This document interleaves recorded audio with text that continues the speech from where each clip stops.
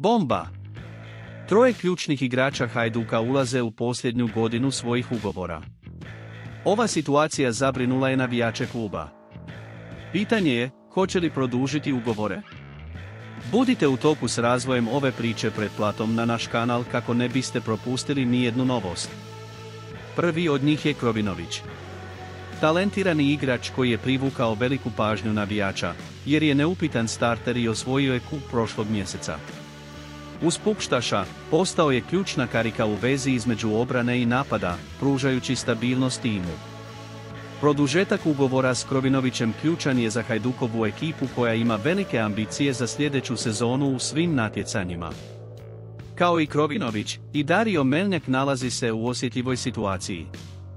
Postao je junak u finalima, postigavši odlučujuće golove protiv Rijeke prošle godine i Šibenika ove godine. Hajduk cijeni Melnjaka više nego što bi mogao dobiti prodajom. On je zahvalan i efikasan igrač koji je postigao 7 golova na 45 utakmica prošle sezone.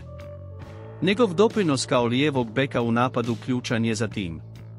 Posljednje ime na popisu je Dino Mikanović.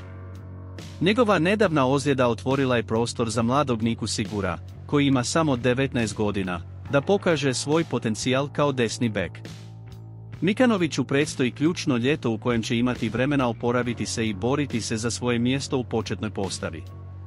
Planovi kluba i igrača za tu poziciju bit će uskoro otkriveni. Što vi mislite o ovoj situaciji? Komentirajte ispod ako se slažete ili ne slažete s produženjem ovih ugovora i vjerujete li da bi Hajduk trebao zadržati ove ključne igrače.